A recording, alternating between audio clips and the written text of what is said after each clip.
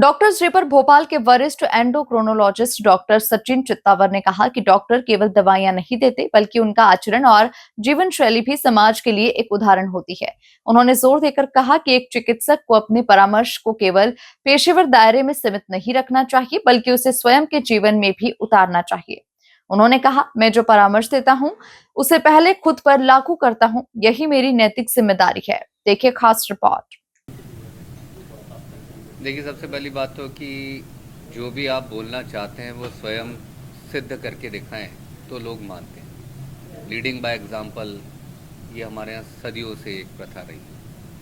तो मेरी जीवन शैली बिल्कुल क्लियर है कि मैं एक एक रोटी के खाने में रहता हूँ। संयमित भोजन बहुत ज़रूरी है।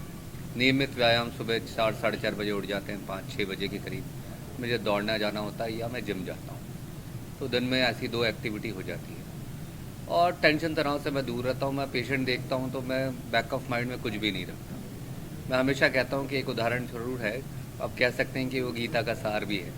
मैं ये कहता हूँ कि आप जैसे अपन सुबह दिनचर्या में सूसू पॉटी करते हैं तो टट्टी पेशाब को जमा करके नहीं रखते, आप एक फ्लश का बटन दबाते हैं और वो बहा देते हैं। तो जीवन में जब भी किसी से कोई भी व्यवहार करें, अपना काम करें, तो बैक ऑफ माइंड में उम्मीदों का कचरा जमा करके मत रखिए। तो जब आप उम्मीदों का कचरा फ्लश करके हर बार बहा देंगे तो आपके जीवन में नाउम्मीदी नहीं आएगी। तो नाउम्मीदी भी आजकल एक बहुत बड़ा कारण है।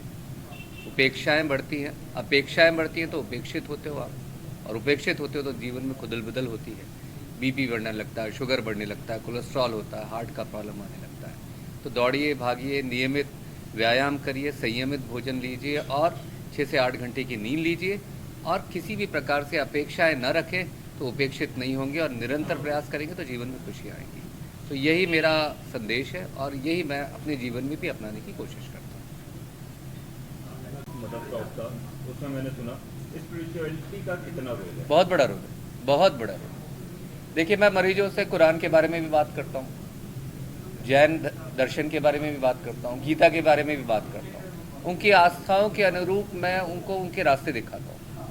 अगर हदीस में लिखा हुआ है कि आपको अगर खाना कैसे खाना, आपको भूख जितनी लगी है उसका 1/3 पोर्शन आप खाने से भरिए पेट, 1/3 पानी से भरिए और 1/3 खाली रखिए।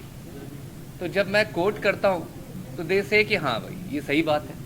वैसे ही गीता से भी बात आ जाती है। गीता में भी ऐसा हुआ था ना कि आपने वो कहानी, अगर समय होगा तो बोल सकता हूँ। तो कहानी आपने सुना होगा कि दुर्वासा ऋषि 1000 शिष्यों के साथ मैसेज आया द्रौपदी को कि मैं खाना खाने आ रहा हूँ। खुदुल बुदुल बढ़ गई कि एक अन्न का दाना नहीं घर में। तो उस समय उन्होंने राघव को याद किया तो कृष्ण भगवान आ जाते थे, बहन मानते थे।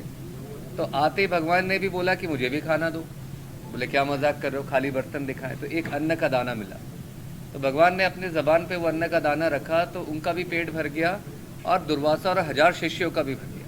तो मैं ये कहता हूँ कि आपके जीवन में भी ऐसे ही होना चाहिए। एक एक रोटी के खाने से आपको संयमित भोजन लेना चाहिए, नहीं तो दुर्वासा और 1000 शिष्य मेटाबॉलिक श्राप की तरह आपके जीवन में आएंगे। तो जैसे भगवान ने अपने आप को बचाया ना, वैसे ही हमें भी मेटाबॉलिक श्राप से बचना चाहिए। तो उसका तभी तो आप उदाहरण जब तक जीवन से निकाल के उदाहरण नहीं देंगे, लोग नहीं मानेंगे। उनकी आस्थाओं के अनुरूप आपको बात करना पड़ेगा। आप बोले मैं तो खौखली बातें करूं तो फिर वो उनको लगेगा आई गई हो जाएगी, एक कान से आया दूसरे कान से निकल गया। तो यहाँ पे रोल प्लेइंग आती है, लीडिंग बाय एग्जाम्पल आता है। आप एग्जाम्पल क्रिएट करें, दुनिया पीछे आएगी आपके। तो जब से हमने एक्सरसाइज करना चालू किया, हमसे बहुत से लोग फॉलो करते हैं। हम नहीं चाहते कि they should treat us like celebrity, but if they are following us, हमारे लिए यही बहुत हो जाता है।